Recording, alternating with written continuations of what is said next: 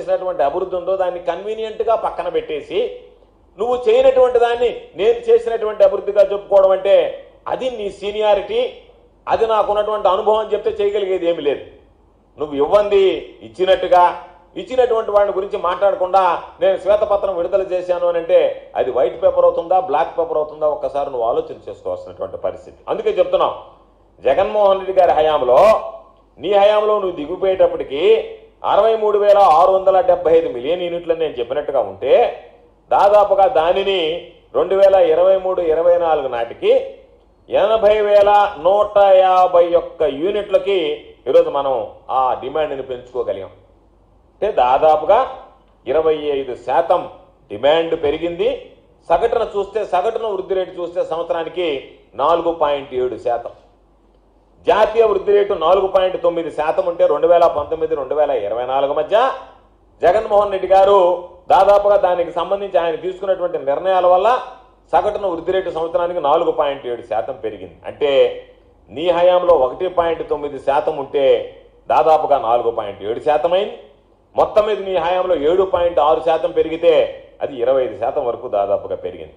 చంద్రబాబు నాయుడు చెప్పాల్సింది ఏంటంటే ఇదిగో మీ హయాంలో 25% పెరిగింది, నా హయాంలో 7.6% పెరిగింది, నా హయాంలో కోవిడ్ లేదు, చంద్రబాబు నాయుడు హయాంలో కోవిడ్ లేదు, చంద్రబాబు నాయుడులో ఉక్రెయిన్ యుద్ధం లేదు, లేదా చంద్రబాబు నాయుడుకి సంబంధించినటువంటి కోల్ సప్లైలో ఇష్యూలు లేవు, లేదా ఇంటర్నేషనల్కి సంబంధించినటువంటి అంతర్జాతీయంగా సప్లై చేసే ఇష్యూస్ ఏం లేవు. ఇవన్నీ లేకపోయినా ఆయన హయాంలో పెరిగినటువంటి డిమాండ్ 7.6% అయితే ఇవన్నిటిని అధిగమించి జగన్మోహన్ రెడ్డి గారు ప్రజలకు ఇచ్చినటువంటిది 25% పెరిగిందనేటువంటిది స్పష్టంగా ఈరోజు మేము చెప్పేటువంటి లెక్కలు కాదు, ఈరోజు సెంట్రల్ ఎలక్ట్రిసిటీ అథారిటీ రిపోర్ట్ ప్రకారమే పెరిగినటువంటిది మాట వాస్తవం అని చెప్పి ఈ సందర్భంగా తెలియజేస్తున్నాం. కాబట్టి చంద్రబాబు నాయుడు కోకోలలు అబద్ధాలు చెప్పి ఈరోజు చంద్రబాబు నాయుడు చెప్పినవన్నీ అబద్ధాలు, ప్రతి ఒక్కటి నోటుకుండా వచ్చినటువంటి ప్రతి ఒక్కటి అబద్ధం తప్ప నిజం మాట్లాడలేదు. 2018-19 నాటికి జెన్కో ఇన్స్టాల్డ్ కెపాసిటీ చెప్తాడు ఆయన 7,213 మెగావాట్లు ఉంది అని చెప్తాడు.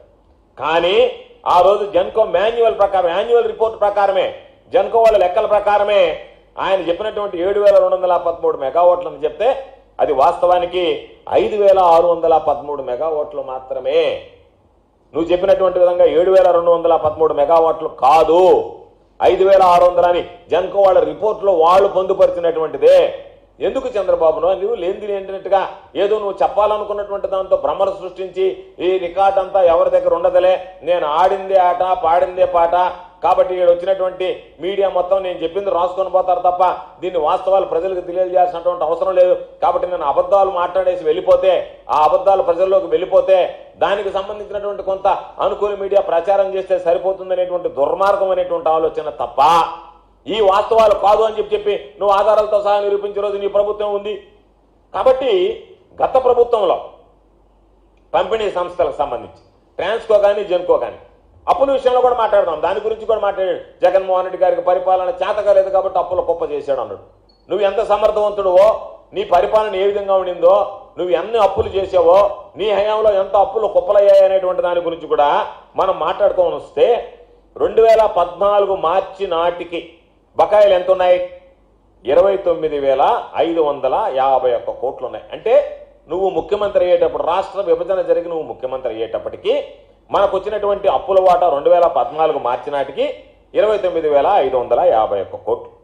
తమరు దిగిపోయేటప్పటికి చంద్రబాబు నాయుడు పదవి కాలం పూర్తి చేసుకుని ముఖ్యమంత్రిగా దిగిపోయేటప్పటికి ఉన్నటువంటి అప్పులు ఎంత? 86,215 కోట్లు. అంటే నువ్వు ఎక్కే నాటికి 29,550 కోట్లుంటే దిగే నాటికి 86,215 కోట్లుంటే తమరి హయాంలో జరిగినటువంటి అప్పులు, తమరు తెచ్చినటువంటి అప్పులు ఆ విద్యుత్ రంగంలో అక్షరాల 56,663 కోట్ల రూపాయలు. అంటే దాదాపుగా వృద్ధి రేటు సగటున అప్పు సంబంధించినటువంటి వృద్ధి రేటు చూస్తే 24%. దిక్కులేనటువంటి పరిస్థితుల్లో డిస్కంలు కుప్ప కూలిపోయాయి. బకాయిలు పెట్టడం, బయట వడ్డీలకి అప్పులు తేవడం, తర్వాత వాటికి చెల్లించకపోవడం, దాదాపుగా ఈరోజు నేను చెప్తున్నాను, నేను బాగా చేశానని సొంత డబ్బా కొట్టుకోవడం కాదు, నీ హయాంలో చేసినటువంటి అప్పులు, నీ హయాంలో డిస్కంలో కుప్పకూలినటువంటి విధానం, జగన్మోహన్ రెడ్డి గారి హయాంలో తమరిచ్చినటువంటి మొత్తాన్ని చూస్తే 86,215 కోట్లు 1,22,518 కోట్లకు పెరిగింది. అంటే ఒకసారి లెక్క వేస్తే నువ్వు ఉన్నటువంటి అప్పులను ఏ విధంగా పెంచుకుంటూ పోయావు అనేటువంటిది కాంపౌండ్ యాన్యువల్ గ్రోత్ రేట్ ప్రకారం చూస్తే 36,300 కోట్ల రూపాయలు జగన్మోహన్ రెడ్డి గారి హయాంలో పెరిగితే, నీ హయాంలో 24% అప్పులు పెరిగితే జగన్మోహన్ రెడ్డి గారి హయాంలో పెరిగినటువంటి అప్పుల శాతం 7.3%. కాబట్టి దాని ప్రకారం మనం ఏదైనా సరే వేసుకునేటప్పుడు సిఏజీఆర్ ప్రకారం వేసుకోవాలి. సిఏజీఆర్ ప్రకారం లెక్క చేస్తే తమ హయాంలో ఉన్నటువంటి 24%, ఇక్కడ ఉన్నటువంటి 7.3% ఉన్నటువంటి వ్యత్యాసాన్ని గమనించండి. అదేవిధంగా డిస్కంల నికర విలువ 2014 వచ్చేటప్పటికి వాటికి నికర విలువ చూస్తే 4,315 కోట్లు మైనస్లో ఉంటాయి. తమలో 10 ఏళ్ల పాలనలో అది మరింత దారుణంగా క్షీణించి వాటి మైనస్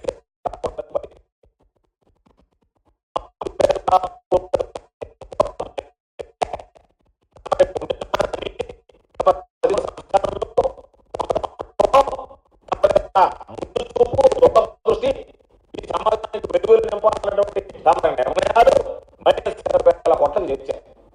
అదేవిధంగా విద్యుత్ విధానాలకు సంబంధించి కానీ, కొనుగోలు ఒప్పందాలకు సంబంధించి కానీ ఎన్ని అక్రమాలు, మొత్తం ఎక్కడ పారదర్శకత అనేటువంటిది మత్తుకైనా కనిపించకుండా మొత్తం అక్రమాల మయమయ్యి ఈరోజు దాదాపుగా ప్రభుత్వ ఖజానాకి తీవ్ర నష్టం వాటిల్లేటువంటి విధంగా నీ స్వప్రయోజనాలే పరమావధిగా నువ్వు రాష్ట్రానికి సంబంధించినటువంటి ఒప్పందాలు కుదుర్చుకున్నావు తప్ప ఎక్కడన్నా రాష్ట్ర ప్రయోజనాల్ని, రాష్ట్ర ప్రజల ప్రయోజనాల గురించి నువ్వు ఆలోచన చేసావా? దానికి కారణాలు చెప్తాం. ప్రపంచవ్యాప్తంగా గ్లోబల్ వైడ్ విద్యుత్కి సంబంధించి, సోలార్ విద్యుత్కి సంబంధించినటువంటి రేట్లు తగ్గుముఖం పట్టాయి. తగ్గుముఖం పడితే నువ్వు ఆ కంపెనీలతో కుమ్మక్కై అక్రమాలకు పాల్పడి యూనిట్ కరెంటు దాదాపుగా 7 రూపాయలు కొనుగోలు చేసే విధంగా నువ్వు ఒప్పందం చేసుకున్నావా లేదా? ప్రపంచవ్యాప్తంగా సోలార్కి సంబంధించినటువంటి విద్యుత్ పడిపోతూ ఉంటే, విద్యుత్ రేట్లు తగ్గుముఖం పడుతూ ఉంటే నువ్వు వాళ్ళ దగ్గర లాలూచిపడి 7 రూపాయలకి యూనిట్ కరెంటు కొనుగోలు చేసేయడానికి ఒప్పందం కుదుర్చుకున్నమాట వాస్తవమా కాదా? ఇది అంధకారానికి దారి తీసేటువంటి నిర్ణయమా, వెలుగులు నింపేటువంటి నిర్ణయం అనేటువంటిది చంద్రబాబు నాయుడు గారు చెప్పాల్సినటువంటి అవసరం. అందుకే చెప్పాం, 2014 నుంచి 2019 మధ్య 8,000 మెగావాట్లకు సంబంధించి దాదాపుగా ఏటా 3,000 కోట్ల చొప్పున అధికంగా 25 సంవత్సరాలకి, అంటే తమరు తీసుకున్నటువంటి నిర్ణయం 75,000 కోట్ల పైగా భారాన్ని పెట్టినటువంటి నువ్వు నీ దురదృష్టి అది అని చెప్పుకోవాల్సినటువంటి పరిస్థితి. పీపీఆర్ సంగతి ఏం చేశావు? పీపీఆర్ విషయంలో కిలోవాట్ విద్యుత్తుకి ₹5.25 నుంచి ₹5.90 వరకు చెల్లించేటువంటి విధంగా నువ్వు ఆ రోజు ఒప్పందాలు కుదుర్చుకున్నటువంటి మాట వాస్తవమా కాదా?